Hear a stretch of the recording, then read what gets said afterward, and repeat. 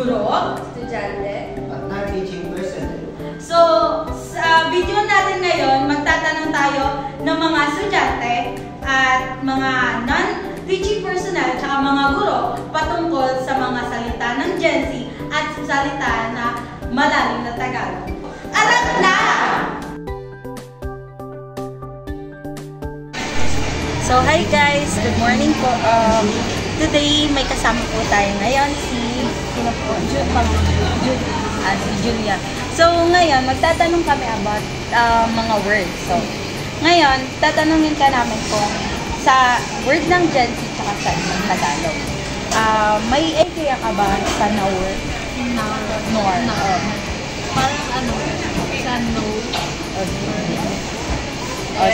So ang NOR is, tama yung nasagot niya. So, isang Pilipinos lang na inspired sa Australian word na NOR, na ang ibig sabihin ay no o hindi, tama. So, sa Tagalog naman, so, matarok.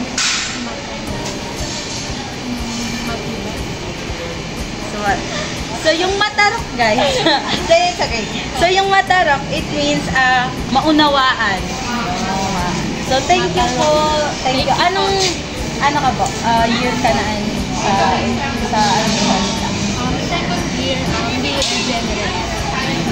Thank you, guys. Okay, so ayan guys, for the second word, salita ng Gen Z and Tagalog. First Gen Z word is yeet. May idea ba kayo sa word na yeet? Y-E-E. Wala. Okay, so yung yeet is ginagamit kapag masyadong na-excite or kapag may hinahagis. Para po expression. Yes. Okay, so for the Tagalog word naman is nalulunod. Para po nalulunod. Parang nag-influence po. So yung nalulunod yung po is temptation.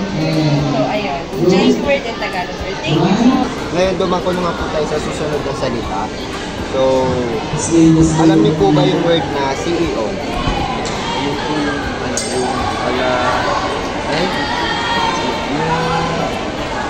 gano'n ng mga kumpanya gano'n. Pinaka na secondary na boss sa may-ari. Tama rin siya, pero ang ano dito ng CEO ay isa sa pinakamahusay sa isang bagay. So, yung next naman na word is yung palamara. Palamara. So, yung palamara naman ay ang word na is masama. Dito naman magtatanong tayo isang Gen Z word at isang Tagalog word. So, may idea ka ba kung ano yung B-O-O-G-S? Any idea? Wala talaga. So, yung coach naman is Filipino slang word that is used as expression when something is extravagant. Ayun. So, sa Tagalog naman tayo. So, tipana. Tipanan. Tipanan. Any idea? Tipanan. Okay. Yung tipanan naman is lugar kung saan sila nagtatagpo. Ayun. So, ginagamit siya like, magkita tayo dito sa tagpuan or tipanan. Ayun. So, thank you. Anong grade ka na? Anong stand mo? ABM. So, thank you very much po sa'yo. So, good morning guys. Andito tayo sa Unidownford. Isang student, tatanungin natin ng isang word ng Gen Z tsaka isang word ng Tagalog. So, sino? Ay, pangalan po? Hi, ako po si Sel, or second year, BSE major in English. Ayun. So, start tayo sa Gen Z na word. May idea ka ba sa yeet? Yeet? Yeet. Ano Y-E-E-T. Yeet? Oh yeah. For me yung word na yeet, para kasi siyang parang may itatapon ka or something na like, kunyari, may tinapon ka sa thing, tapos sabi mo, yeet, it's like gano'n. Ayun, nakuha niya yung Gen Z na word. So, tama yung na, So, yun yung karaniwang ginagamit kapag masyadong na-excite o kaya naman ay naghahagis. Yun nga, sabi niya na naghahagis na napakalakas. So, next is sa Tagalog. So, may alam ka ba dito sa nanunodyo? Nanunodyo. Ano? Any idea lang. Ano? Any idea. Nanunodyo. Okay. Nanunodyo. Ano ba yun? Parang pinipilit? Something?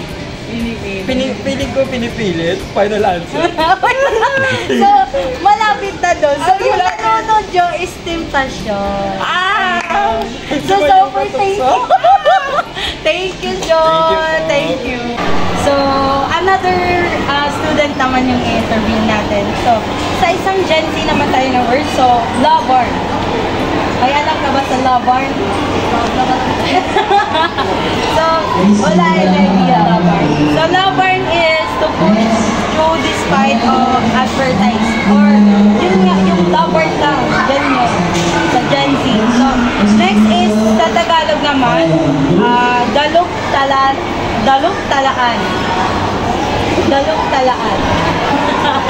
Dalugtalaan is astronomia. So, nag-study about astronomy. Yun lang. Thank you.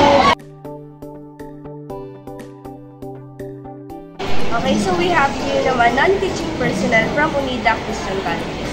So, may itatanong lang po ako sa inyo, isang Gen Z word at isang Tagalog word. So, may idea po ba kayo sa salitang nor? Or seasoning. Alam ko. Wala akong alam sa nor. Yeah, nor. Okay, yung nor po is isang Filipino slang na meaning niya is no. Inspired po siya sa isang Australian accent. Nasa kusina kayo. Nor seasoning lang ang alam ko. Okay, so sa Tagalog naman po is matarok. Tarok malalim. So, ang matarok Madali? po is maunawaan. So, yun lang po. Thank you po. So, magandang umaga po sa inyong lahat. So, andito po tayo ngayon sa Unida Christian Colleges at mag-interview po tayo tungkol sa isang Gen Z word at isang malalim na Tagalog word po. So, ano pong pangalan nila? Yagidun. So, alam niyo po ba yung word na doon po tayo mag-start sa salita ng Gen Z po. So, ano po yung, alam niyo po ba yung salitang CEO? CEO? Alam po kasi nakakalimutan ko yung CEO na yun. Oo, CEO. Ano ba yung ibig sabihin? So, yung CEO po, isang, ano po siya, pinakamahusay na, isa pong tao na pinakamahusay sa isang bagay. Yun. So, dumako naman po tayo sa isang, malalim na Tagalog. Ay, So, alam niyo po ba yung word na palamara? Alamara. Hindi rin eh. Hindi rin. So, yung, yung palamara po ay, ano po siya, yung word na masama po. Salamat po. Thank you. May alam. Magandang umaga po muli. Kasama ko si Binibini Ingrid. Hi everyone, I'm Susan Baron. So, magandang umaga po ulit, ma'am. Magkakaroon na po kami ng simpleng katanungan para po sa inyo. Ititingnan po namin kung ano po ang kaalaman nyo sa wikang Tagalog pati sa salitang Gen Z po. Sige po. Sa unang katanungan po namin, ma'am. Para po sa inyo, ano po ang meaning ng salitang lawarn? Lawarn? Lawarn. Why? Laban. What? Yan nga po. Yun po ang tamang term nun. So, ang meaning po ng lawarn is to push through despite adversities. Akala ko Tagalog tayo dito. Hindi.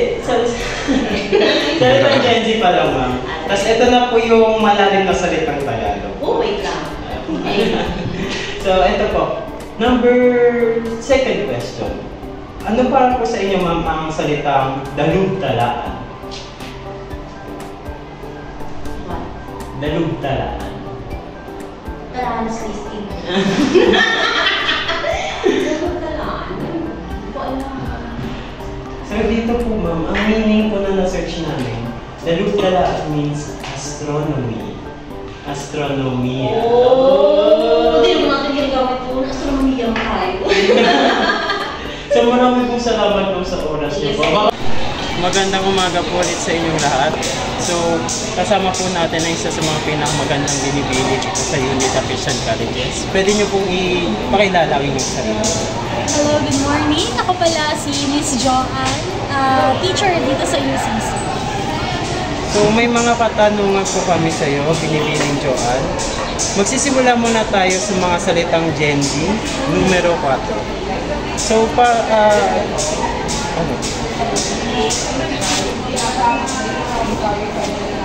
So, ayun. Ano ang, para sa iyo, ma'am, ano po yung salitang boobs?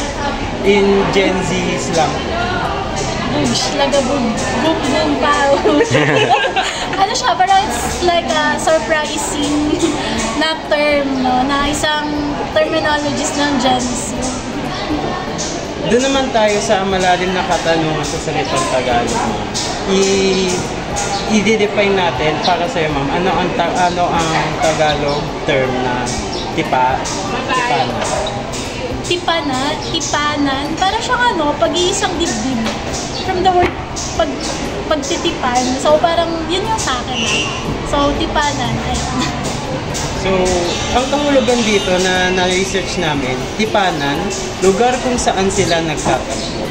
Tagpuan ng mga nagde-date. Grabe naman yung tipanan na yan. So, yun nga po, marami pong salamat. Maraming salamat po. Okay, thank you. Magandang umaga po ulit sa inyo. Kasama ko po si Binibining Ivy Lang Gomez para sa ating interview. Pakilala po kayo. Hi. So, magtatanong lang po pala kami ng mga salitang Gen Z at mga manalalim na salitang Tagalog.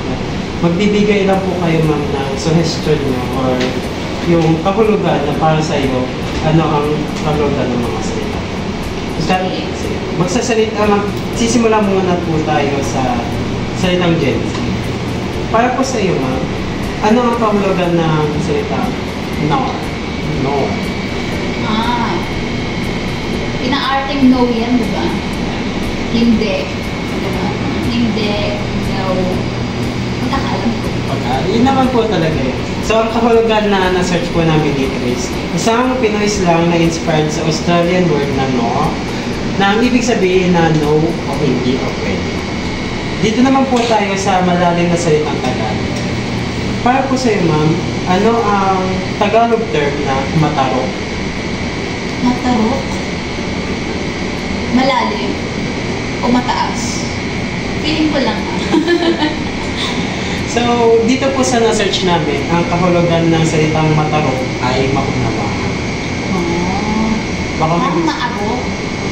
Maarok? Maarok yan. Parang makuha o maintindihan. Anyways, may baka gusto pa kayong tanong ni sabihin. Thank you po. Muli, kami po pala ang pangatlong grupo. Ako nga po pala si Ria Lucia G. Pasahe. Ako po pala si Cyril Bryce David. Ako si Rika Casal Rivera. Ako si Linan Christian Yato. Muli kami ay nagpapasalamat sa mga nakilahok na guro, estudyante at non-teaching personnel. At sana may naintindihan at naunawaan kayo sa aming video ngayong umaga. Maraming salamat!